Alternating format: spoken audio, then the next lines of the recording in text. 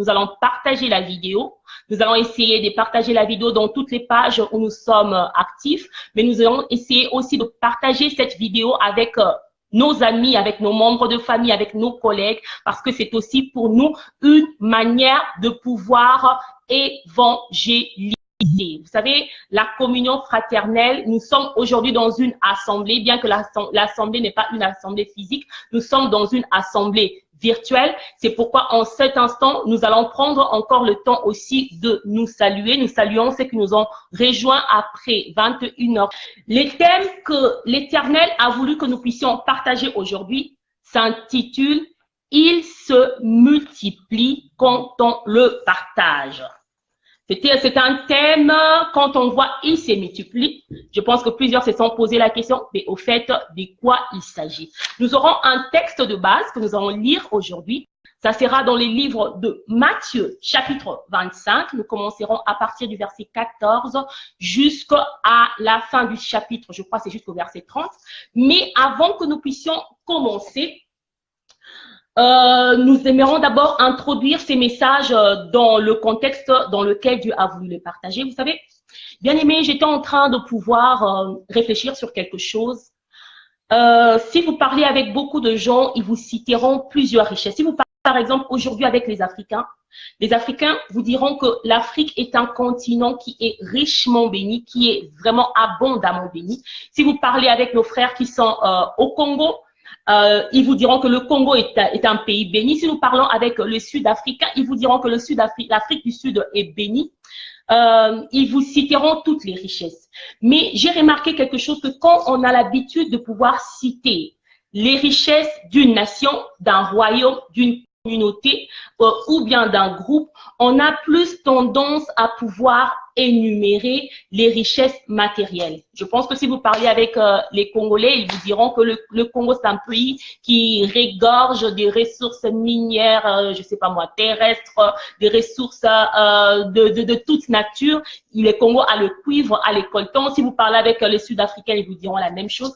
Mais il y a l'une des richesses qu'on oublie très souvent de pouvoir citer. Et moi, j'ai l'habitude de dire la plus grande richesse d'une communauté, ce sont ces hommes.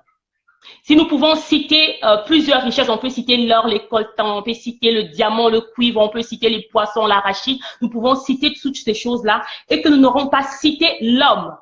Nous aurons oublié la plus grande richesse. La plus grande richesse d'une communauté, ce sont ces hommes. La plus grande richesse d'un royaume, ce sont ces hommes. La plus grande richesse d'un groupe, ce sont ces hommes. Et c'est dans cette pensée-là que nous allons partager le message d'aujourd'hui. Et c'est quelque chose que Dieu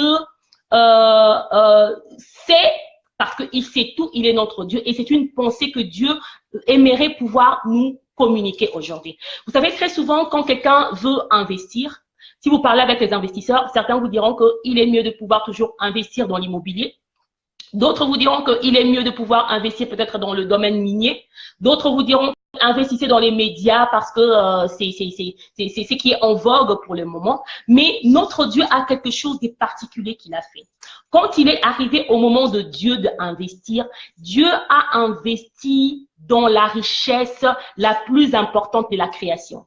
Dieu a créé le monde, Dieu a créé les astres lumineux, Dieu a créé ce qui se trouve dans le ciel, Dieu a créé ce qui se trouve sous la terre, Dieu a créé les animaux, Dieu a créé les choses connues, Dieu a créé les choses que nous ne connaissons pas, Dieu a créé aussi l'homme. Mais quand il est arrivé à Dieu au moment d'investir, Dieu n'a pas investi sur les arbres, Dieu n'a pas investi sur le cuivre, il n'a pas investi dans l'immobilier, mais Dieu a investi dans l'homme. Dieu a pu investir dans l'homme. Sans plus tarder, avant que nous entrons vraiment dans le vif de notre sujet, nous allons lire le passage qui sera pour nous ce soir, comme notre passage de base. Nous partons dans le livre de Matthieu. Nous lirons dans le livre de Matthieu, le chapitre 25. Matthieu, chapitre 25. Le texte est assez long, mais nous allons le lire tout entier pour une bonne compréhension. Matthieu chapitre 25, nous commencerons à partir du verset 14 jusqu'au verset 30. Je lis au nom du Seigneur. La Bible parle en ces termes. Il en sera comme d'un homme qui pour un voyage, appela ses serviteurs et leur remit ses biens. Il donna 5 talents à l'un, 2 à l'autre et au troisième 1 à chacun selon sa capacité et il partit. Aussitôt, celui qui avait reçu les 5 talents s'en alla, les fit valoir et il gagna 5 autres talents. De même, celui qui avait reçu 2 talents en gagna 2 autres. Celui qui n'en avait reçu qu'un alla faire un creux dans la terre et cacha l'argent de son maître. Longtemps après, le maître de ses serviteurs revint et il leur fit rendre compte. Verset 20. Celui qui avait reçu les 5 talents s'approcha en apportant 5 autres talents et il dit, Seigneur, tu m'as remis 5 talents et voici, j'en ai gagné 5 autres. Son maître lui dit, c'est bien, bon et fidèle serviteur, tu as été fidèle en peu de choses, je te confierai beaucoup, entre dans la joie de ton maître. Verset 22. Celui qui avait reçu les 2 talents s'approcha aussi et il dit, Seigneur, tu m'as remis 2 talents, voici j'en ai gagné 2 autres. Son maître lui dit, c'est bien, bon et fidèle serviteur, tu as été fidèle en peu de choses, je te confierai beaucoup. Entre dans la joie de ton maître. Celui qui n'avait reçu qu'un talent s'approcha ensuite et il dit, Seigneur, je savais que tu es un homme dur, qui moissonne où tu n'as pas sémé et qui amasse où tu n'as pas vanné. J'ai eu peur et je suis allé cacher ton talent dans la terre. Voici, prends ce qui est à toi. Son maître lui répondit, serviteur méchant et paresseux, tu savais que je moissonne où je n'ai pas sémé, que j'amasse où je n'ai pas vanné. Il te fallait donc remettre mon argent au banquier et à mon retour, j'aurais retiré ce qui est à moi avec un intérêt. Verset 28. Ôtez-lui donc le talent et donnez-le à celui qui a les 10 talents, car on donnera à celui qui a, il sera dans l'abondance, mais à celui qui n'a pas, on ôtera même ce qu'il a. Verset 30. Et le serviteur inutile, jetez-les dans les ténèbres du dehors, où il y aura des pleurs et des grincements des dents. Bien-aimés, c'est dans ce passage, dans ce texte ici que nous allons partager notre message d'aujourd'hui. Ce texte ici est en train de nous parler de la parabole de talents. Je sais que c'est une parabole que nous connaissons presque tous, que tout chrétien a déjà eu à pouvoir entendre ne fût-ce qu'une fois.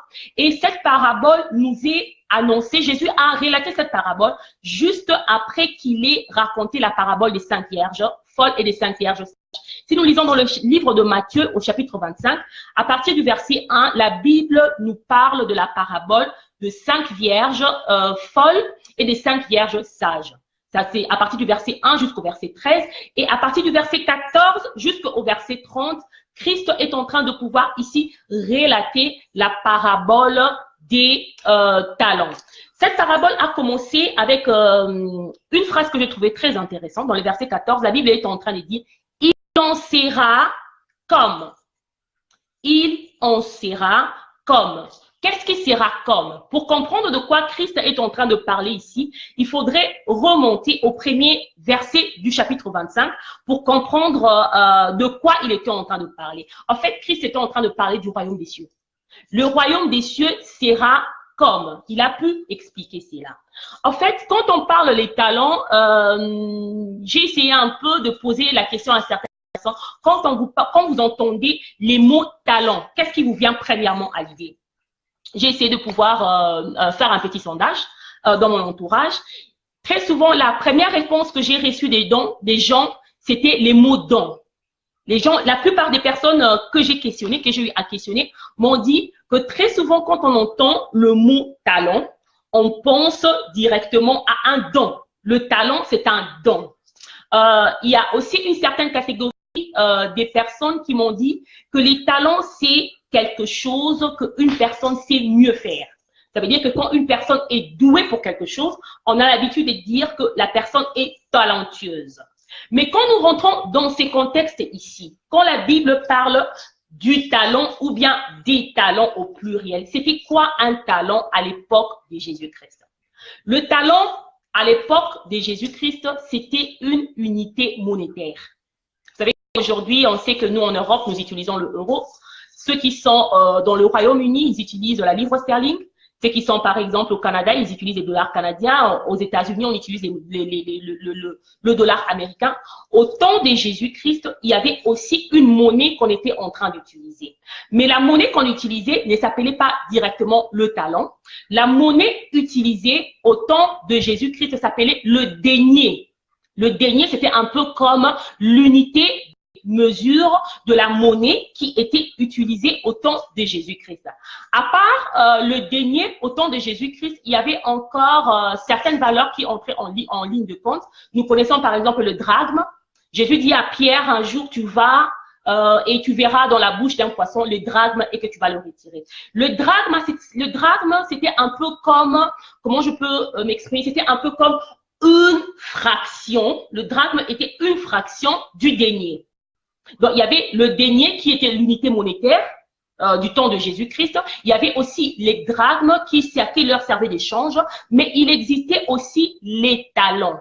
Les talents, c'était quoi? Les talents, c'était plusieurs deniers. J'ai essayé un peu de pouvoir rechercher combien représentait un talent. J'ai trouvé des données qui sont différentes les unes des autres, mais un talent représentait plusieurs deniers. Il y a certains historiens qui disent qu'un talent représentait 24 000 deniers. Il y a d'autres qui disent qu'un talent représentait par exemple 1000 deniers. Il y a d'autres qui disent qu'un talent représentait 10 000 deniers. Mais c'est pas ça le sujet de notre jour.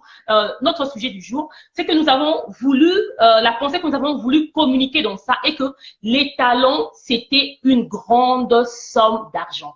Donc, c'était, comment je peux dire, c'était un multiplicateur de l'unité de mesure qui était le denier. Et nous essayons de lire dans cette parabole. Christ est en train de nous donner une illustration du royaume des cieux. Il dit, il en sera comme d'un chef, comme d'un entrepreneur qui partait en voyage. Mais il s'est dit qu'avant qu'il parte en voyage, il appela ses serviteurs et il les remit les talents. La Bible est en train de dire qu'il donna au premier 5 talents, au second 2 talents et au troisième, il lui avait donné un seul talent. Christ est parti en tant qu'entrepreneur et la Bible est en train de dire que longtemps après, il devrait revenir pour prendre compte de ce que ses serviteurs avaient fait de ces talents-là. Bien aimé, il y a quelque chose de très important qui a retenu mon attention.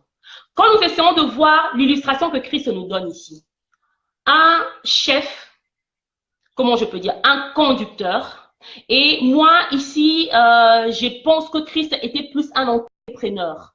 Un entrepreneur qui part en voyage. Mais en partant en voyage, qu'est-ce qu'il fait? Il confie ses biens à qui? À ses serviteurs. Ce que Christ était en train de faire ici dans ces passages, Christ s'est mis à investir. Et il y a quelque chose qui a retenu mon attention. Quand Christ s'est mis à investir, bien aimé, Christ n'a pas investi dans l'immobilier. Christ n'a pas investi dans le domaine minier. Christ n'a pas acheté des actions sur Wall Street, mais Christ a investi en toi et en moi. Il a pris ce qui lui appartenait, il a pris, comment je peux dire, ses avoirs, il a pris son trésor, il a investi en toi et à moi. La Bible dit qu'il prit ce qui lui appartenait et il les remis à ses investisseurs. Bien aimé, tu n'es pas n'importe qui. Parce que je pense que les entrepreneurs de ce monde, vous savez, quand nous considérons un entrepreneur de ce monde, malgré toute sa limitation, il n'investit jamais sur une terre là où il sait qu'il ne serait pas capable de pouvoir retirer un certain intérêt ou bien un certain bénéfice. Mais nous savons que notre Dieu, c'est le Dieu des œuvres excellentes. La Bible dit que tout don parfait, tout don excellent vient de Dieu. Le Dieu des œuvres excellentes.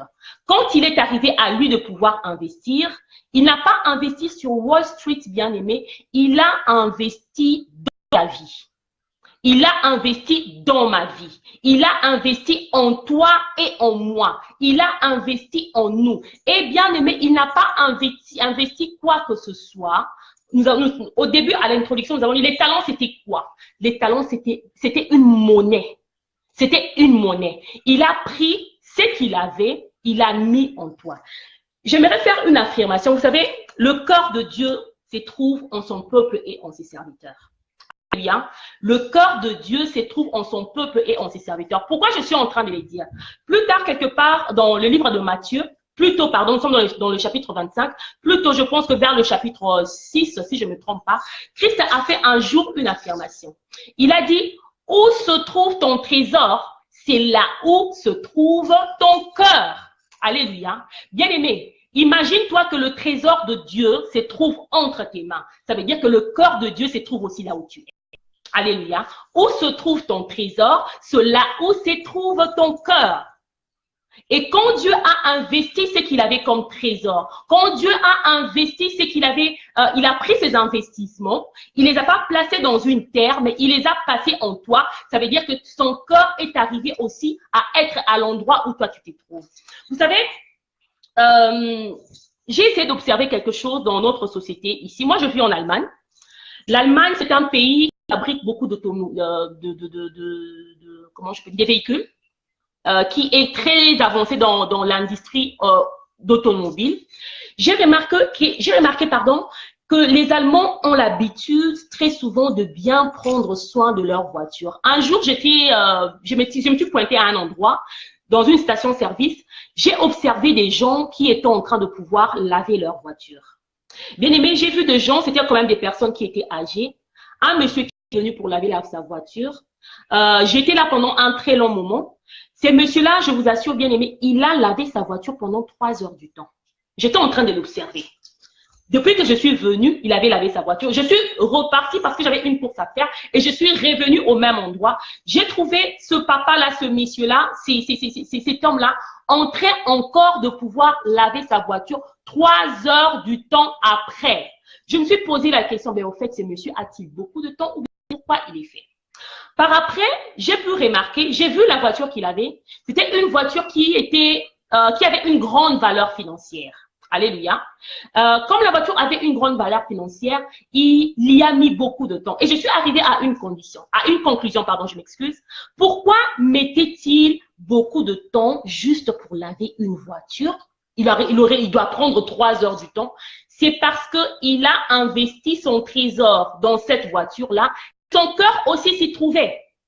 Et ce jour-là, quand je suis rentrée, je me suis dit, en tout cas, c'est que Christ avait dit que là où se trouve ton trésor, c'est là où se trouve ton cœur. Il avait totalement raison. Il avait totalement raison. Là où tu investis le plus, c'est là où se trouvera ton cœur. Vous avez remarqué, par exemple, que les gens qui traitent avec les valeurs boursières, ils ont toujours leur regard fixé sur la bourse. Parce qu'ils y ont investi leur trésor. Leur cœur s'y trouve. Maintenant, dans le cadre de Dieu, en ce qui concerne notre Dieu, Dieu, quand il partait en voyage, en tant que ses maîtres qui étaient en train de pouvoir se déplacer pour partir en voyage, il y a quelque chose que l'Éternel a fait. Il y a quelque chose que notre Dieu a pu faire en cet instant-là. Dieu a pris son trésor et il l'a investi dans ses serviteurs. Il a pris les talents qu'il avait, il les a investi dans ses serviteurs. Ça veut dire que Dieu a pris son cœur parce que le trésor le cœur se trouve là où il y a le trésor. Il a investi en toi. Alléluia. C'était un peu le premier aspect que nous avons voulu partager dans ces passages. Mais il y a encore quelque chose qui a retenu mon attention quand je considère cette parabole des talents. Quand on essaie de voir, la Bible nous dit que quand l'entrepreneur, qu'est le Seigneur Jésus-Christ, était en train de partir en voyage, qu'est-ce qui s'est passé? Il a fait quelque chose. Il remit à ses serviteurs des talents. Et en leur remettant des talents, il a remis à chacun ne fût-ce que quelque chose. Ça veut dire que la personne qui avait reçu le moins de talents, c'est la personne qui avait reçu un seul talent. Ça veut dire qu'il n'y a personne à qui Dieu n'a rien donné. À un serviteur, il a donné 5 talents.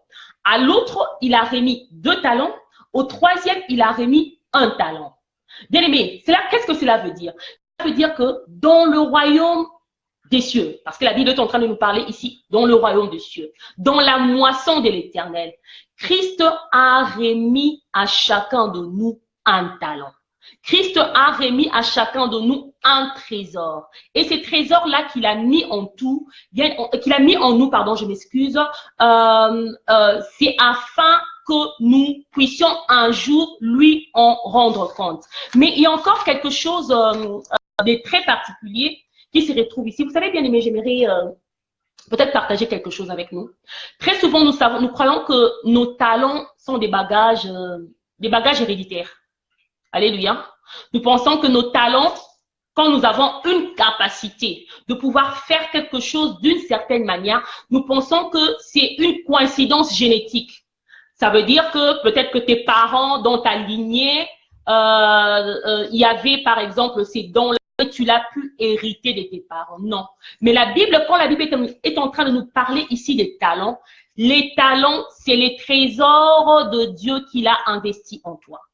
J'aimerais te dire que ton talent, c'est pas le fait d'une coïncidence. Ce n'est pas, comment je peux dire, des croisements biologiques qui se sont passés quand tes parents s'étaient accouplés afin que tu puisses aujourd'hui pouvoir hériter de cela. Mais les talents que tu possèdes, c'est un investissement de Dieu en toi. Dieu a investi en toi. Dieu a pu investir en toi. Et Dieu n'est pas n'importe quel investisseur. Si Dieu a investi en toi, ça veut dire qu'il t'a jugé capable de pouvoir être à mesure de fructifier, de pouvoir être à mesure de multiplier ce que l'Éternel a placé en toi. Bien aimé, vous savez, dans ce qui concerne la parabole des talents, nous avons reçu tous du Seigneur et comme nous avons dit dans le titre de ces messages, il se multiplie quand on le partage. Les talents est une des rares choses qui se multiplient quand on les partage. Nous allons prendre un principe mathématique. Vous savez, la mathématique dit que quand tu prends un certain nombre et que tu les divises par un certain nombre, tu obtiendras un résultat. Le nombre que tu auras pris, je vais donner un exemple concret. Supposons que tu as 5, le chiffre, non, tu as 10. Tu as 10 et que tu dois diviser 10 par 2. Je pense que la réponse, selon la mathématique, c'est 5. 10 divisé par 2, c'est 5. 5, on les considère comme le quotient. On l'appelle le quotient. Considérons le nombre du départ. On appelle ça, en termes mathématiques, la dividende. En mathématiques, quand tu es en train de pouvoir, comment je peux dire, faire une opération avec les chiffres positifs, les quotients d'une division est toujours inférieur ou égal à la dividende. Jamais tu pourras faire 10 divisé par 2 et que la réponse soit supérieure à 10. La réponse que tu vas trouver sera toujours inférieure à 10. Ça veut dire quoi? Dans la mathématique, quand on partage quelque chose, la chose a tendance à décroître. La chose a tendance à diminuer. C'est tout à fait normal parce qu'on l'a partagé. Ça, c'est un principe tout à fait mathématique. Mais il y a un principe qui existe dans la parole de Dieu. Le principe de la parole de Dieu, c'est un principe spirituel qui est très, très, très important. Et ce principe, bien aimé, ce soir, s'adresse à toutes les personnes qui ont reçu un talent de l'Éternel. Bien aimé, si tu as reçu un talent de Dieu, et moi, j'aimerais te rassurer que tu en as reçu un. Sache que ces principes te concernent. Moi, j'aimerais te rassurer que tu en as reçu un. Vous savez, très souvent, on pense que dans la moisson de Dieu ou bien dans la vie, le talent, c'est juste pour les gens qui sont en train de prêcher. C'est eux qui ont reçu les talents. Non, c'est pas vrai. La parabole des talents nous a démontré ici que tout le monde a reçu un talent. Si tu sais tresser les cheveux, laisse-moi te dire que c'est un talent. Si tu sais recevoir les gens, vous savez, il y a des gens qui ont les dons de l'hospitalité. Si tu sais recevoir les gens, laisse-moi te dire que c'est un talent. Si même à l'école, tu as été fort dans les mathématiques, laisse-moi te dire que c'est un talent. Et ces talents-là, nous avons dit au départ, ce n'est pas un bagage génétique, ce n'est pas un bagage héréditaire, c'est l'investissement de Dieu. Tu as l'argent de Dieu entre tes mains. Dieu t'a remis quelque chose. Tu as la monnaie de Dieu entre tes mains. Dieu a investi en toi. Et en ce qui concerne le talent, nous allons rentrer maintenant dans le principe spirituel de l'opération avec les talents. Le thème d'aujourd'hui s'intitulait « Le talent, c'est quelque chose, c'est une chose qui se multiplie quand on est en train de pouvoir le partager. » Je vais donner un exemple. Supposons qu'il y ait une personne qui ait reçu 2 talents. Il se présente à un endroit où il y a 2 autres personnes aussi à qui il doit partager ses talents. Normalement, s'il prend le 2, est-ce qu'il les divise par 2, ça que chacune des personnes recevra un seul talent. Mais dans le principe spirituel, quand tu prends 2 talents et que tu es en train de pouvoir le diviser par 2, la réponse, c'est 6. Alléluia, je vais m'expliquer. Quand tu as 2 talents et que tu les divises par 2, la réponse, c'est 6. Je vais m'expliquer. Supposons que moi, j'ai reçu un talent. J'essaie de voir les bien-aimés qui sont avec nous. Il y a la sœur Christine Chembo qui est là, au devant de moi. Nous avons aussi, par exemple, à côté, la sœur Nyota Primo, qui est au devant de moi. Et que je dois partager les 2 talents que j'ai avec mes bien-aimés. Ça veut dire quoi? Les 2 talents que j'aurai les 2 talents, je les partagerai et je donnerai à la sœur Christine le 2 talents. Je donnerai aussi à notre sœur Nyota le 2 talents. Ça veut dire que la sœur Christine aura en ses mains les 2 talents. La sœur Nyota aura en ses mains les 2 talents. Mais cela ne veut pas dire que moi, mes 2 talents sont partis. Ils resteront toujours entre mes mains. Ça veut dire que j'ai 2 talents. Quand j'ai eu à les diviser, à les partager avec 2 personnes qui sont devant de moi, il se multiplie à telle enseigne qu'il devient 6. 2 divisé par 2, par le principe de la parabole de talent, ça nous donne 6. Alléluia. C'est de cette manière-là. Bien aimé, si Dieu t'a donné un talent, et je sais que Dieu t'a donné un talent, je n'utiliserai même pas le conditionnel ici en disant si, Dieu t'a donné un talent et il est de ton devoir de pouvoir partager ces talents, de pouvoir fructifier ces talents afin que ces talents puissent se multiplier. Vous savez, moi je viens de l'Afrique. En Afrique, nous n'avons pas déjà une culture littéraire. On n'a pas une forte culture littéraire. Nous avons plus ce qu'on appelle, on a appris en histoire qu'en Afrique, le savoir se transmettait par la tradition orale. Alléluia. Ça veut dire que ceux-là qui possédaient, qui avaient un certain savoir, il est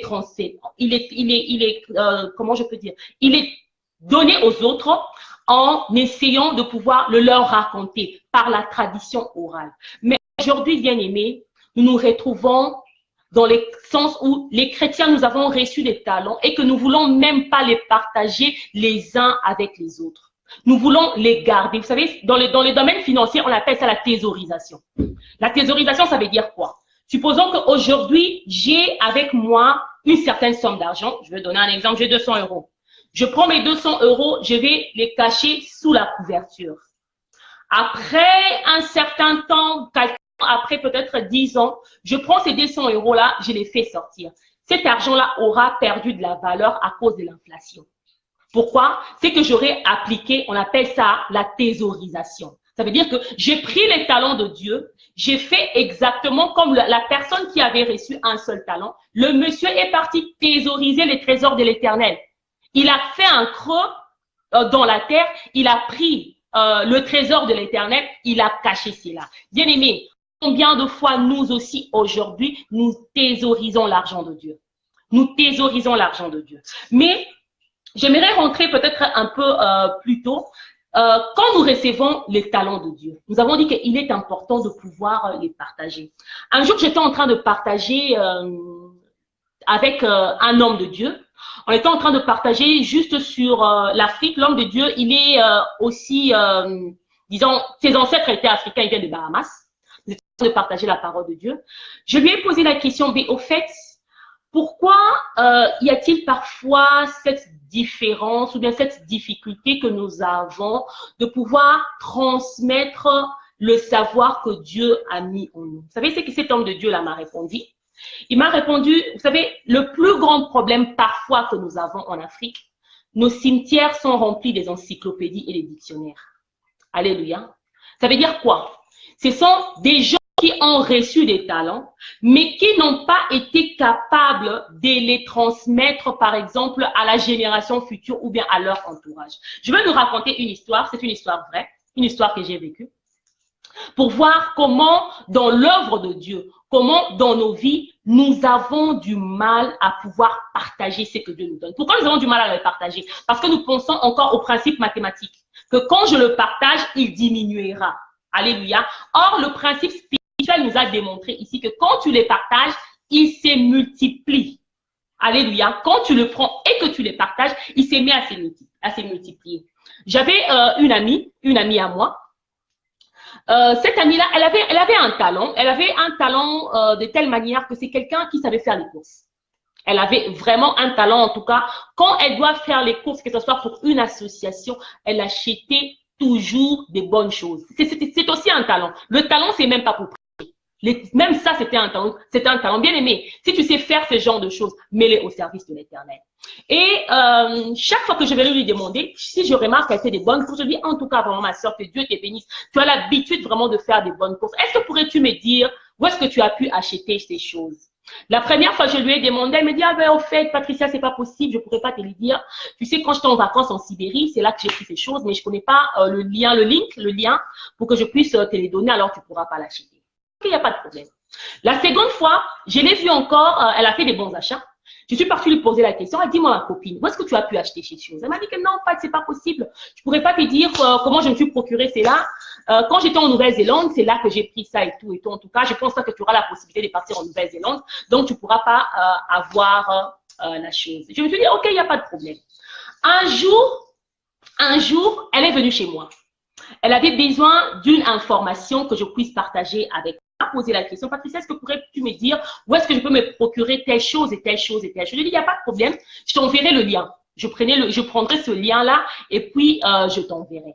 Malheureusement, on s'est rencontrés avant que je puisse lui envoyer le lien. Je lui ai dit, oh, est-ce que nous sommes rencontrés? Laisse-moi te donner le lien. Comme ça, tu pourras voir là où tu pourrais trouver ce dont tu as besoin. J'ai communiqué avec le lien, avec elle. Elle m'a dit, ok, merci Patricia et tout, c'est bon, que Dieu te bénisse, c'est fini.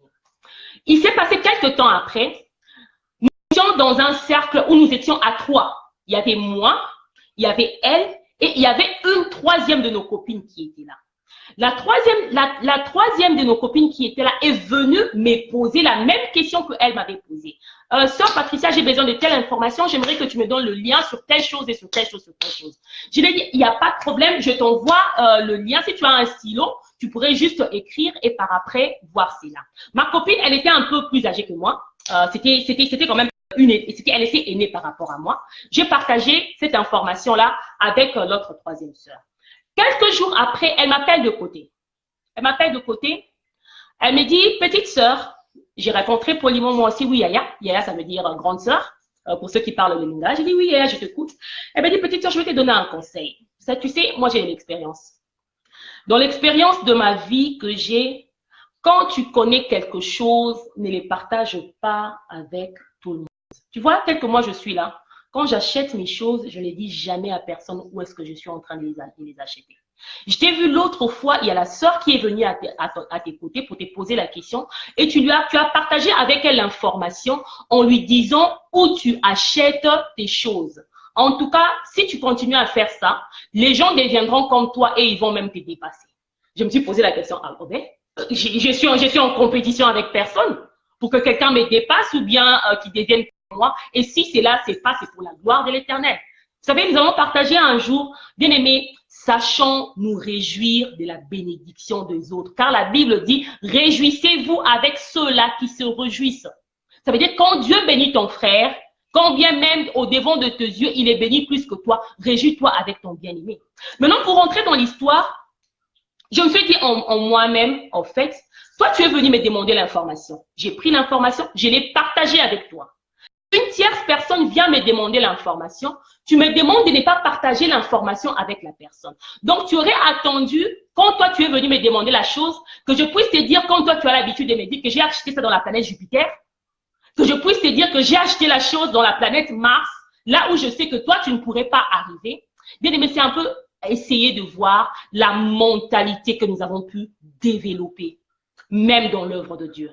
La mentalité que nous avons pu développer dans nos communautés. Vous savez, la parabole des talents, elle ne s'applique pas seulement dans l'œuvre de Dieu. Elle s'applique même dans nos familles. Elle s'applique même dans les cercles des amis. Elle s'applique même à l'école. Elle s'applique même dans les universités. Vous verrez quelqu'un, quand il sait quelque chose, il ne les partagera pas avec ses collègues. Pourquoi? Parce qu'ils auront des meilleures notes que lui. C'est une mentalité. Mais bien aimé, j'aimerais te dire quelque chose. Quand Dieu a investi en toi, il aimerait que tu partages ce que tu lui as donné. Parce qu'il existe un principe spirituel qui fait que quand tu partages ce que l'Éternel a mis en toi, la chose en question, qu'est-ce que la chose fait? La chose se multiplie. Apprenons à pouvoir partager. Si tu connais quelque chose de bien et que tu as ton bien-aimé, ta soeur, ton frère, ton ami qui te demande cette information, partage-le. Partage-le, ça ne veut pas dire que quand toi tu partages cette information avec la personne, que cette information-là ne sera plus bénéfique pour toi. Mais si tu ne les partages pas, ça sera comme quelqu'un qui prend l'argent de Dieu qui va les thésauriser, qui prend le trésor de Dieu qui les garde pour lui-même. C'est pourquoi il y avait cet homme de Dieu là qui était en train de me dire, il y a des gens qui sont partis dans les cimetières avec leur savoir. Ils sont partis dans les cimetières avec leur savoir, bien aimés. Vous savez, aujourd'hui, nous vivons dans un monde où pour partager ce que tu connais, tu n'as pas besoin nécessairement d'avoir un éditeur. Si tu as la possibilité d'écrire un livre, tant mieux pour la gloire de Dieu, que Dieu te bénisse. Mais si tu n'en as pas la possibilité, tu peux les partager ne fût-ce qu'avec ton entourage. Tu peux les partager ne fût-ce qu'avec ton frère, avec tes sœurs. Et ce qui est triste, nous remarquons que dans nos communautés, parfois même les parents évitent, ne veulent pas partager leur savoir avec leurs enfants. Les parents ne veulent pas partager leur savoir avec leurs enfants. Pourquoi? Parce qu'ils se disent que si je partage mon savoir avec mon enfant, peut-être qu'il fera comme moi. Si je partage mon savoir comment je peux dire, dans mon entourage, ceux-là qui sont dans mon entourage, ils deviendront mieux que moi. Bien aimés, apprenons à pouvoir partager. Quand nous partageons, nous sommes en train de pouvoir multiplier. Amen. Nous allons encore continuer, toujours dans cette parabole. Il y a quelque chose de très important aussi qui avait retenu mon attention. Nous allons revenir dans le texte. Nous lisons le texte, je pense que c'est dans le verset, je m'excuse, le verset 16. La Bible est en train de dire ici. Aussitôt, celui qui avait reçu les 5 talents s'en alla, les fit valoir et il gagna 5 autres talents. Alléluia. Bien aimé, il y a cette personne qui avait fait une différence. Au départ, nous nous sommes dit que la Bible nous en train de pouvoir nous relater cette histoire.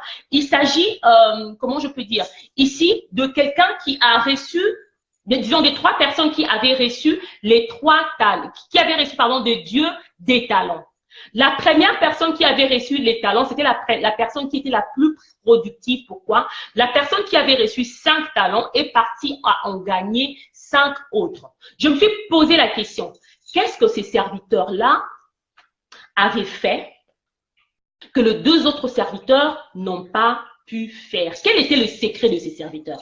Comment se fait-il que lui, il avait reçu 5 talents et il est parti à en gagner exactement encore 5 pour la moisson de l'Éternel? Et à ces serviteurs-là, Dieu a dit quelque chose. Fidèle et bon serviteur. Tu as été fidèle en peu de choses, alors je te confierai plus tard encore un peu plus. Mais il y a un secret que ce serviteur a pu utiliser pour pouvoir, comment je peux dire, fructifier et multiplier ses talents. Ce secret se trouve dans le verset 16. Je veux encore les relire. La Bible dit, aussitôt celui qui avait reçu les 5 talents s'en alla, les fit valoir et gagna 5 autres talents. Le mot qui a retenu mon attention ici, c'est l'adverbe de temps que la Bible a utilisé ici, aussitôt. Alléluia. Aussitôt, c'est un adverbe de temps qui veut dire directement, qui veut dire promptement, qui veut dire juste après. Alléluia. Ça veut dire que la personne qui avait reçu les talents, dès les moments où la personne a eu connaissance, a eu conscience qu'il a reçu quelque chose de la part de Dieu, la personne a fait diligence. La personne s'est mise à pouvoir fructifier le trésor de l'Éternel en lui. Bien-aimé, y a-t-il combien de temps que tu as appris que tu as reçu un trésor de l'Éternel? Tu ne le fructifies pas aussitôt. Vous savez, il y a un esprit, j'appelle cela un esprit, disons, je vais appeler cela une mentalité. Une mentalité. Il y a une mentalité que le diable utilise très souvent pour empêcher les enfants de Dieu dans leur percée ou bien dans leur bénédiction. C'est l'esprit d'ajourner les choses. Alléluia.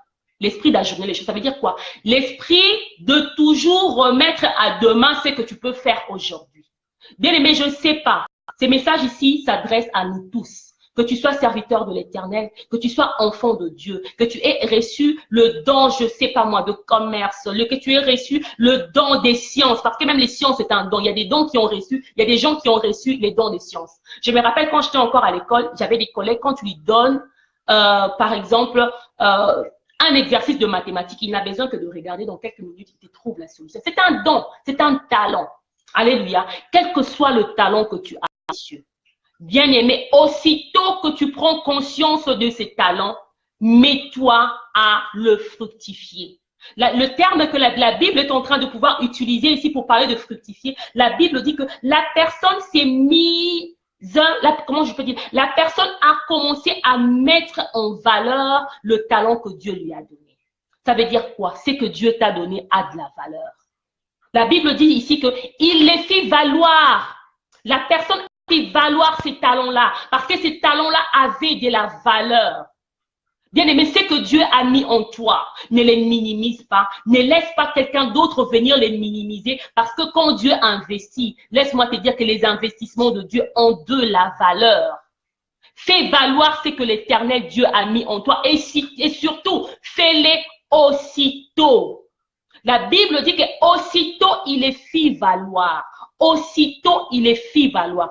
Et vous savez, dans le succès, dans la prospérité, dans la bénédiction, dans la restauration, dans le processus de multiplication de talents, le temps joue un grand rôle. La personne qui avait reçu les 5 talents, tellement que la personne s'était mise directement au travail, il a pu en rapporter encore 5 autres. Bien-aimé, ça fait combien d'années que tu as appris, qu'on te dit, que quelqu'un te dise, ou bien que tu as cette conviction, je sais que Dieu a mis quelque chose en moi. Vous savez, très souvent, parfois, je parle avec les bien-aimés. Il y a un jour un bien-aimé qui me dit, je sais que Dieu a mis quelque chose en moi. Je sais vraiment que l'Éternel aimerait que je le serve. Je sais que Dieu a placé les talents en moi. Mais pour le moment, tu sais, ma soeur Patricia, je ne peux pas encore le fructifier parce que je suis un peu trop occupée. Quand je serai calme, je commencerai à pouvoir le fructifier. J'aimerais te dire que tu n'as pas tout le temps du monde. Alléluia. Nous n'avons pas tout le temps du monde. La personne qui a reçu les 5 talents aussitôt, ça veut dire directement après, la personne s'est mise à pouvoir multiplier ses talents. Vous savez, cet adverbe ici va nous conduire dans un point que nous allons évoquer aujourd'hui. Dans la multiplication des talents, que je sois un peu structuré, apporter un peu de structure. Dans la multiplication de talents, nous avons épinglé 5 points qui sont très importantes pour pouvoir multiplier les talents. C'est bien d'avoir les talents, c'est bien de les avoir reçus, c'est bien de les connaître, mais comment le multiplier? Pour le multiplier, il y a 5 éléments qui sont très importants. Les 5 éléments que je veux citer, la liste n'est pas exhaustive, il peut y en avoir encore d'autres, mais par rapport à ce partage ici, nous avons pu évoquer 5 éléments. Comment je peux dire? 5 facteurs, 5 éléments, 5 facteurs qui sont importants. Les 5 facteurs sont, quand tu as besoin de multiplier un talent, tu as besoin de la discipline. Nous en parlerons aussi dans ces passages, les passages qui nous parlent de la discipline. À part la discipline, tu as besoin de ce qu'on appelle l'ordre des priorités. À part l'ordre des priorités, bien aimé, à part ton talent, tu as besoin des compétences acquises. À part les compétences acquises, tu as besoin aussi des capacités. Et à part les capacités, tu as besoin aussi du facteur temps. Nous allons, si Dieu ne nous permet pas de terminer ces messages aujourd'hui, nous allons revenir pour le terminer la fois passée. Mais aujourd'hui, j'aimerais quand même que nous puissions partager 2 éléments dans les points que nous avons cités. Nous allons parler aujourd'hui de l'ordre de la priorité. L'ordre des priorités. Je me suis toujours posé la question. Vous savez, très souvent, quand tu poses la question à quelqu'un, bien aimé, ma soeur, tu as reçu tellement de Dieu. Tu vois un bien aimé, il est tellement talentueux, tellement doué dans ce qu'il fait, où tu as l'impression qu'il n'a même pas besoin d'efforts pour le faire, ça coule de soi-même. Tu lui poses la question, mais pourquoi tu n'investis pas plus dans ces domaines? Pourquoi tu n'essayes pas peut-être de pouvoir plus fructifier les talents? Vous savez, la majorité des réponses qu'on reçoit quand on pose cette question, on dit très souvent que nous n'avons pas de temps. Alléluia. Je vais faire une affirmation, ça peut peut-être choquer certains. Je pense que le problème que nous avons dans notre société d'aujourd'hui, ce n'est pas un problème de temps. On n'a jamais eu un problème de temps. Nous n'avons jamais eu un problème de temps. Pourquoi je suis en train de pouvoir dire ça? Le temps, dans un certain cadre, est une chose que nous avons tous reçue, en quantité égale. Une journée à 24 heures pour tout le monde. Mais je me suis toujours posé la question, comment se fait-il qu'il y a des gens qui arrivent dans ces 24 heures à pouvoir fructifier ce que Dieu a mis en eux, et il y en a d'autres qui n'arrivent pas à pouvoir fructifier que Dieu a mis en eux dans ces 24 heures. Bien aimé, tout le monde a reçu 24 heures dans la journée. Que tu sois Bill Gates ou bien Zuckerberg qui a formé Facebook, nous avons tous reçu 24 heures. Que tu sois homme de Dieu ou médecin, nous avons tous reçu 24 heures. Que tu sois un bébé, même un bébé qui vient de naître, il a 24 heures pour prendre son lait, pour dormir et pour faire tout ce qu'il a à faire. Nous avons tous reçu 24 heures dans une journée. Jésus-Christ est en train de dire quelque chose en ce qui concerne la journée et le temps. À chaque jour suffit sa peine. Mais comment se fait-il qu'il y a des gens qui arrivent dans ces 24 heures-là à pouvoir réaliser leur vision, et il y a d'autres qui n'arrivent jamais à pouvoir réaliser leur vision dans ces 24 heures-là, selon le prétexte que le temps est insuffisant. Le problème se trouve, c'est la question des priorités. Alléluia. Dans un monde qui est très médiatisé aujourd'hui, très médiatisé. Bien aimé, j'aimerais nous dire qu'il n'y aura pas un jour où tu verras le temps s'offrir à toi aujourd'hui, te dire que sœur Patricia, tu as aujourd'hui 5 heures pour pouvoir développer tes talents. Non, le temps s'écrève. Alléluia. Parce qu'il y a tellement de choses à faire, il y a tellement de médias. Nous avons YouTube, nous avons Facebook, Instagram, nous avons Twitter, nous avons Snapchat, je ne sais pas encore comment on peut les appeler, tous ces médias-là. Nous avons, comment je peux dire, des rendez-vous, des démarches. Bien aimé, aujourd'hui, même un enfant de 7 ans, si tu lui poses son emploi du temps, il va te dire que je n'ai pas le temps. Alléluia. Mais le problème, ce n'est pas question de temps. Le problème, c'est la question de l'ordre de priorité. J'aimerais que nous apprenions, c'est quelque chose que je me suis dit à moi-même, que nous apprenons à être sincères. Tu sais, si quelqu'un vient te poser une question, te demander pourquoi tu fais telle chose et que tu ne fais pas telle autre chose, ne dis pas à la personne que je n'ai pas le temps, dis à la personne que ce n'est pas ma priorité. Alléluia. Dis plus que ce n'est pas ma priorité, mais ne dis pas que ce n'est pas ton temps. Parce que Moïse avait aussi que 24 heures dans la journée. Alléluia. Ceux qui ont servi l'Éternel, j'ai cité par exemple l'exemple des Bill Gates, des Zuckerberg, c'est peut-être dans le monde, dans le séculier. Mais quand on essaie de voir même dans l'œuvre de Dieu, ceux qui ont fait des grandes choses avec Dieu, bien aimé, ils n'avaient que 24 heures dans la journée comme toi et moi. Vous savez, il y a certaines personnes aujourd'hui, même si on leur accordait 26 heures la journée, ça leur suffira toujours pas. Même si aujourd'hui Dieu s'est décidé, ou bien les hommes s'est décidé, nous allons réformer le calendrier mondial, une journée n'aura plus 24 heures, nous aurons une journée de 30 heures. Laisse-moi te dire que bien aimé, aussi longtemps que tu n'auras pas fait un ordre de priorité, les 30 heures te seront toujours insuffisants. Alléluia. Les 30 heures seront toujours insuffisants si tu ne fais pas l'ordre des priorités. Vous savez, on a l'habitude de croire que le royaume de Dieu, j'avais évoqué un point, je vais un peu essayer d'épingler ça un tout petit peu. J'avais évoqué le point de la discipline. Quand je parle de la discipline pour pouvoir multiplier son talent, je ne parle pas ici de la discipline dans le cadre du châtiment, mais je parle plus de la discipline dans le cadre de l'abstinence. Bien aimé, aujourd'hui, les chrétiens sont des gens qui sont de discipline personnelle. Sans discipline personnelle, j'aimerais te dire que bien aimé, tu ne peux pas atteindre ta percée et ta bénédiction. J'aimerais te dire que Jésus était très discipliné. Alléluia. Jésus était très discipliné. Et la parole de Dieu nous parle aussi de l'ordre des priorités. Dans l'œuvre de Dieu, il faut savoir mettre l'ordre des priorités. C'est pourquoi quand Christ parle, il nous dit ceci: recherchez d'abord le royaume de Dieu. Pourquoi la Bible dit, Christ dit, il ne dit pas seulement rechercher le royaume des cieux, mais il dit rechercher d'abord, d'abord, ça veut dire quoi? L'ordre des priorités. Ça ne veut pas dire qu'il n'y aura pas autre chose à faire. Vous savez, aujourd'hui, on croit qu'on est plus intelligent que Dieu. Nous sommes plus occupés que Dieu. J'aimerais te dire que tu n'es pas plus occupé que Dieu. Tu n'es pas plus occupé que celui qui a investi en toi, que celui qui a pris son trésor et qu'il est venu le placer en toi. Tu n'es pas plus occupé que lui. Alléluia. Tu n'es pas plus occupé que lui. Mais il est très important pour nous de pouvoir placer l'ordre des priorités.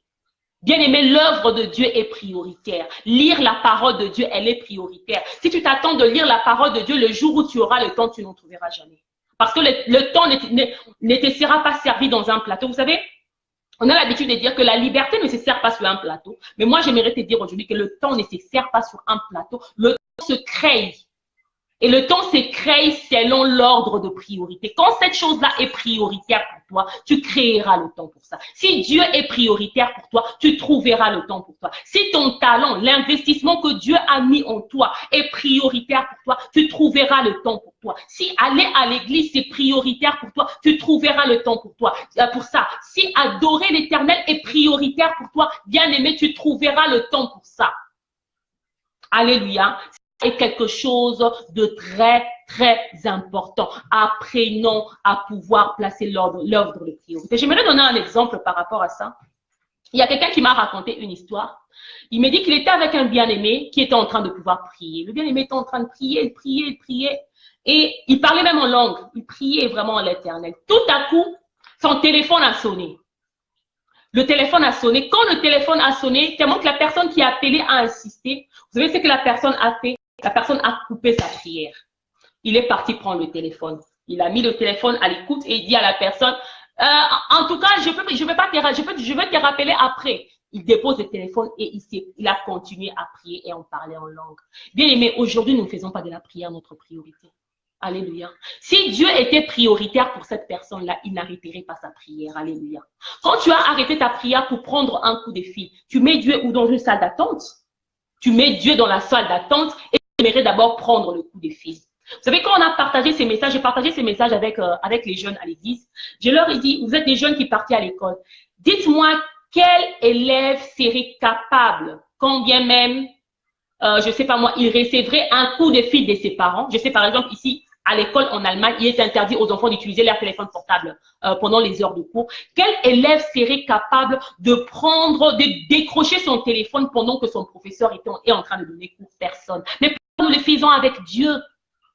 Pourquoi nous le faisons avec Dieu? Quelle personne serait capable, si aujourd'hui il se tient devant la chancelière, Angela Merkel est en train de donner un meeting, il est parmi les participants et il y a quelqu'un qui l'appelle sur YouTube ou bien sur WhatsApp, pas sur YouTube, sur WhatsApp, et la personne met Angela Merkel en attente pour pouvoir recevoir un coup de fil. Qui peut le faire? Mais pourquoi nous le faisons avec Dieu? Pourquoi nous le faisons avec Dieu? Parce que ce n'est pas notre priorité.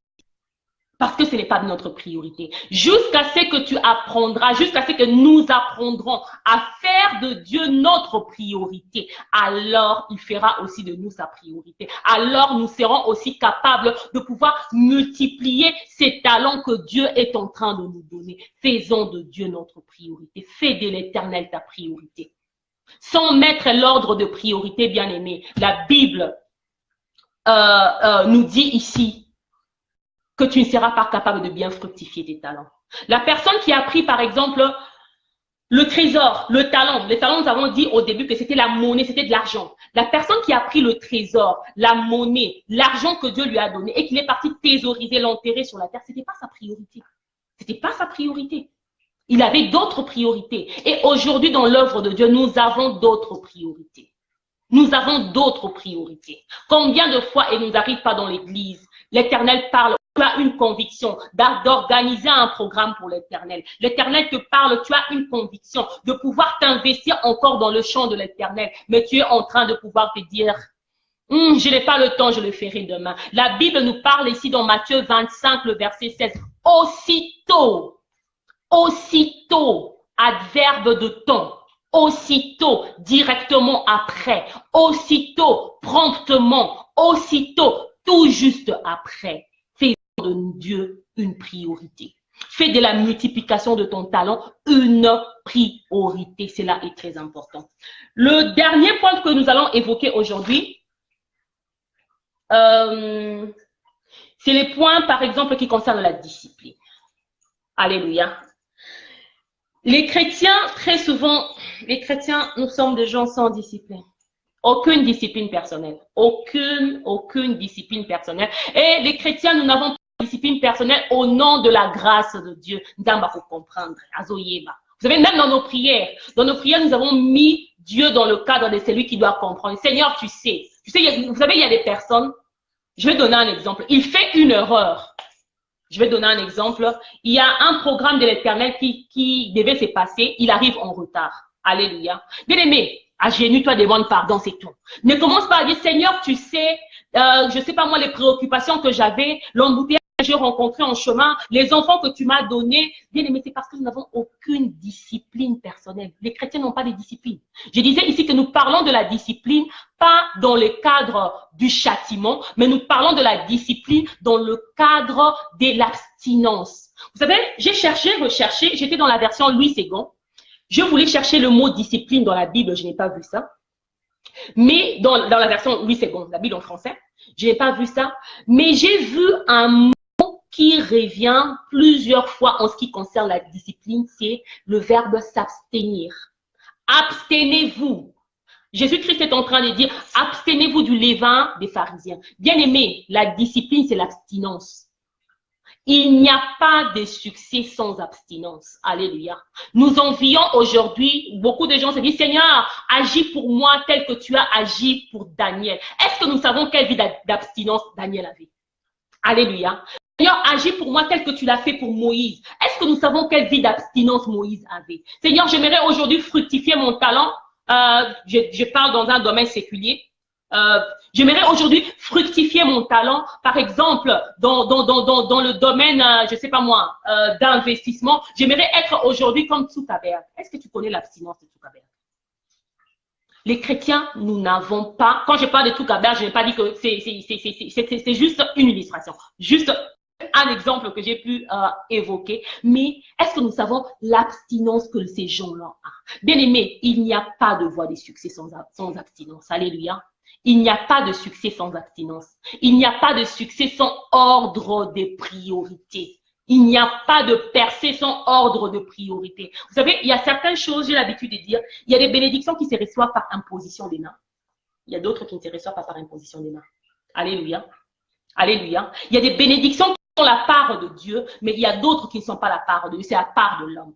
Donner les talents, investir, prendre le talent, mettre en toi, ça c'est la part de Dieu. Mais en ce qui concerne de fructifier les talents, en ce qui concerne de garder, gagner d'autres talents à ce que Dieu nous a donné, bien aimé, ça c'est ta part. La Bible dit que le maître est venu, il a distribué les talents et il est parti. Il les a laissés. Et la Bible dit plus tard, longtemps après, bien aimé, que c'est le message d'aujourd'hui te révolutionne. Alléluia. J'aimerais que le message d'aujourd'hui, pas moi, j'aimerais, mais Dieu aimerait que le message d'aujourd'hui révolutionne même ta manière d'agir dans l'œuvre de Dieu. Si tu es un serviteur de Dieu, que le message d'aujourd'hui révolutionne ton ministère. Alléluia. Aussitôt. Vous savez, très souvent, Dieu nous donne des talents, des idées, des inspirations, mais tellement que nous n'utilisons pas l'adverbe aussitôt, tel que cela nous est précisé ici dans le livre de Matthieu, chapitre 25, verset 16. Après, on dit que c'était mon idée, il a pris mon idée. Mais oui, mais parce que tu n'as pas fait diligence. C'était mon idée. En tout cas, moi aussi, j'avais cette idée-là. Je me disais vraiment que le jour que j'allais avoir le temps. Non, pas le jour que tu allais avoir le temps. Le jour où tu allais faire de ça ta priorité. Le jour où tu allais faire de ça ta priorité. Bien aimé, révolutionne notre manière de pouvoir travailler pour l'Éternel. Pourquoi nous devons révolutionner notre manière de travailler pour l'Éternel? Nous allons lire un dernier verset. Ce sont les paroles du Christ. Nous sommes toujours dans Matthieu 25. Nous sommes toujours dans Matthieu 25. Nous lirons à partir du verset 28. Je lis au nom du Seigneur. La Bible parle en ces termes. Ôtez-lui donc le talent et donnez-lui à celui qui a les 10 talents, car on donnera à celui qui a, et il sera dans l'abondance, mais à celui qui n'a pas, on ôtera même ce qu'il a. Le verset 30. Et le serviteur inutile, je répète, et le serviteur inutile, jetez-les dans les ténèbres du dehors, où il y aura des pleurs ou de grincements de dents. Ouf! Quand j'ai lu ces passages ici, mon cœur s'est pincé. Vous savez, si c'était un homme de Dieu qui utilisait ces termes, on dira que le pasteur était très dur. Hein?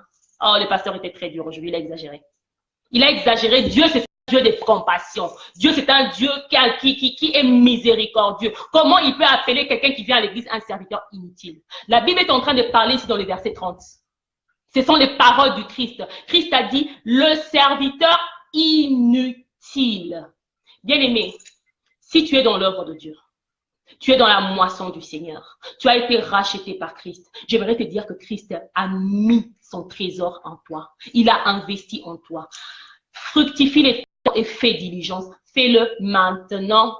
Fais-les aussitôt, n'attends pas demain. De peur que le verset 30 ne s'applique à toi, que Dieu t'appelle le serviteur inutile. Ce ne sont pas les termes, ce sont les termes de la Bible que j'ai empruntés.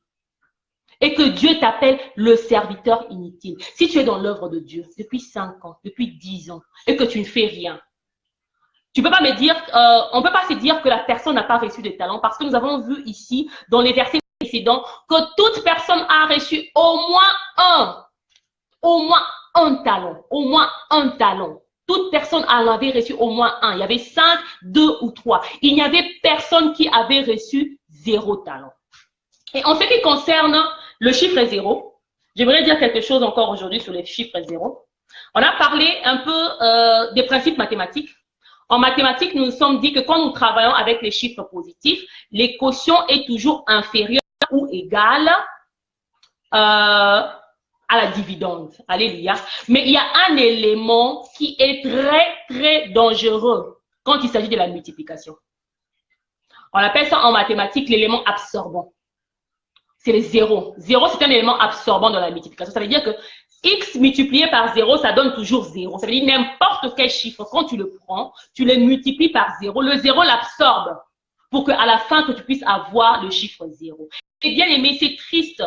Peut-être par faute de connaissances, peut-être par manque d'ordre de priorité. Et je pense que c'est très souvent ça.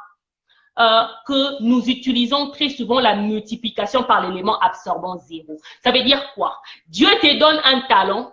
Au lieu que tu les multiplies même une fois, please, même une seule fois, qu'est-ce que tu prends? On fait comme le serviteur qui avait reçu un talent. Il a utilisé l'élément absorbant. Il a pris le talent que Dieu lui avait donné, il est parti le pouvoir l'enfouir dans la terre. Il est parti comment enterrer le talent dans la terre. Ça veut dire quoi? Il a pris son talent, il l'a multiplié par 0. Et quels sont les résultats qu'il a reçus? Les résultats qu'il a reçus, c'était 0. Parce que n'importe quel talent, c'était 0. Comment on va se dire qu'il a reçu 0? Parce que quand le maître est arrivé, on a lu dans le verset 28, la Bible t'a dit, ôtez-lui. Alléluia. Ça veut dire que le monsieur est resté avec 0. Le serviteur est resté avec 0. Il est resté avec 0. Pourquoi? Parce qu'il a multiplié par 0. Dieu lui a dit, c'était peut-être pour toi préférable. Pourquoi tu n'as pas cherché une banque? Même la Citibank, tu prends ces talents-là, tu les mets dans la banque, il va ne plus que rapporter des intérêts. Mais toi, tu prends le talent en question et tu l'enfouis sur la terre afin qu'il ne puisse rien apporter. Bien-aimés, abstenons-nous de pouvoir multiplier les talents de Dieu avec l'élément absorbant qui est 0. Fructifions-le. Fructifions-le. Ne soyons pas, ne devenons pas, comme le serviteur de Dieu disait, des encyclopédies dans les cimetières. Ils sont partis avec leur savoir. Ils sont partis avec ce qu'ils connaissaient. Ils sont partis avec ce qu'ils avaient reçu. Ils sont partis avec, je ne vais même pas dire leur savoir, parce que ce n'est pas ton savoir, c'est l'investissement de Dieu. Ils sont partis avec l'investissement de Dieu. Parce que dans les versets 14, la Bible a dit que le maître a commencé à partager ses biens. Il a commencé à les partager entre ses serviteurs. Il a commencé à les partager. Nous allons, si Dieu le permet, par sa grâce, la fois prochaine, je m'excuse, continuer avec ces messages où nous aurons à partager sur la discipline. La discipline, nous allons parler aujourd'hui, sur l'organisation et sur les compétences acquises. Nous aurons à partager cela par la grâce de l'Éternel tel que Dieu veut le conduire. Mais la Bible dit ici, la parole de Dieu ne vient pas à terre sans qu'elle ait accompli un effet et qu'elle puisse rentrer là où elle était. Tu as écouté la parole de Dieu aujourd'hui. Dieu aimerait nous interpeller. Dieu aimerait t'interpeller, Dieu aimerait m'interpeller aujourd'hui. En te disant qu'il serait préférable pour toi que l'Éternel ne t'appelle pas serviteur inutile. C'est pourquoi fais diligence. Commence à fructifier les talents de l'Éternel. Nous allons prendre un temps dans la prière, bien-aimés. Nous allons nous mettre dans la prière, nous allons fermer les yeux, nous allons prier. Tout un chacun de nous va prier pour les trésors que Dieu a mis en lui. Bien-aimé, j'aimerais te dire, avant que nous puissions prier, j'aimerais ajouter quelque chose. J'aimerais te dire, tu sais, si Dieu a investi en toi, c'est parce qu'il croit en toi. Alléluia. Parce qu'un entrepreneur qui ne croit pas en une terre n'émettra jamais son argent des cieux. Si Dieu a pris le trésor qui lui était et qu'il a mis en toi, c'est parce qu'il croit en toi. Et si Dieu croit en toi, j'aimerais que tu regagnes confiance, que tu aies confiance en toi aujourd'hui, parce que tu n'es pas tu n'es pas n'importe quelle terre.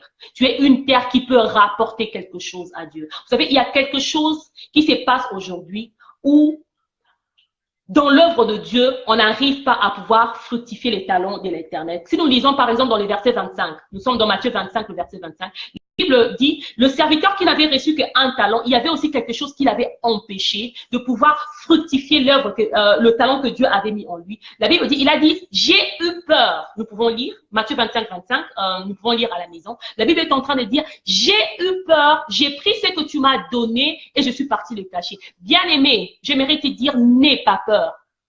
N'aie pas peur. Parce que l'esprit de peur ne nous a pas été donné. L'esprit que Dieu t'a donné, c'est pas un esprit de timidité, mais c'est un esprit de sagesse et de force. Et c'est lui qui a investi en toi, c'est que tu es une terre valable. Alléluia. Alléluia. Si Dieu a évité de pouvoir investir dans les immobiliers de ce monde, si Dieu a évité d'investir dans le coltan, je ne dis pas que le coltan c'est mauvais, si tu n'as pas investi dans l'or, il a investi dans toi parce qu'il croit en toi. Commence à croire en toi. Parce que Dieu croit en toi. Dis à ton voisin, si Dieu croit en moi, alors je crois en moi. J'ai reçu un talent de l'Éternel. Je suis aussi, je suis un investissement de Dieu tel que vous me voyez. Je porte les trésors de l'Éternel. Tu es un peu comme une banque de Dieu. Dieu a pris son trésor et il a placé en toi. Commence à croire en toi. Que la peur ne t'empêche pas.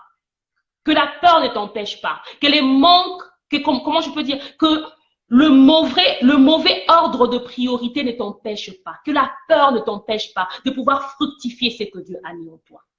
Supposons que toute personne qui ait reçu un talent de Dieu se mette à en gagner, ne fût-ce qu'un talent pour un talent qu'il a reçu. Bien aimé, le royaume de Dieu ira très loin. Alléluia. Vous savez, pourquoi Dieu a appelé le serviteur ici qui n'avait pas fructifié les talents, serviteur inutile? Ce sont des gens qui veulent que Dieu fasse faillite. Or, Dieu ne peut jamais faire faillite. C'est pourquoi on lui a ôté ses talents, on l'a donné à un autre. Quand Dieu prend son trésor, parce que les talents, on a dit que c'était une monnaie au temps de Jésus-Christ. Le talent, c'était la monnaie du temps de Jésus-Christ. Quand Dieu prend son trésor, il les met en toi. Toi, tu prends le trésor de Dieu, tu les thésaurises, tu prends le trésor de Dieu, tu vas le garder, tu vas le creuser quelque part. Voudrais-tu que Dieu fasse faillite? Alléluia. Alléluia. Or, quand Dieu a investi en toi, c'est pour que tu sois productif. Tout chrétien doit être productif. Bien aimé, dans ton assemblée, tu dois être productif. Ne laisse pas les mercenaires t'empêcher à faire l'œuvre de Dieu. Vous savez, il y a des gens qui sont pas productifs en se disant que j'ai eu tellement les blessures, c'est pourquoi je ne peux pas faire. Vous savez, la personne qui n'avait pas fructifié les talents, il avait aussi ses raisons. Il avait ses motivations qui l'avaient empêché de pouvoir fructifier ses talents. Et aujourd'hui, nous avons 1001 raisons à présenter pourquoi nous ne sommes pas capables de pouvoir fructifier nos talents. Mais Dieu n'aimerait pas faire faillite à cause de toi. Et il t'a donné. Et nous avons reçu beaucoup. Alléluia. Nous avons reçu beaucoup. Et il y a une parole, moi, qui me révolutionne. Hein. Et puis une parole qui m'interpelle encore plus. C'est vers le verset 29. Dieu dit, à celui à qui on a beaucoup donné, on demandera aussi beaucoup. À Alpha Omega, Dieu nous a beaucoup donné. Alléluia. Nous a beaucoup donné parce que nous sommes nourris chaque soir, chaque matin. Nous sommes nourris tous les jours avec la parole de Dieu bien-aimé. Bien-aimé, ta vie ne peut pas rester la même. Alléluia. Tu ne peux pas venir à la croix écouter la parole de Dieu et que ta vie reste la même. Ce n'est pas possible. Ta vie ne peut plus rester la même. Mais c'est ton devoir, c'est ta part de pouvoir fructifier. De pouvoir fructifier, de pouvoir multiplier les talents de l'Éternel. Et comment tu vas les multiplier? Rappelons-nous le thème, c'était « Il se multiplie comment? Quand on le partage. »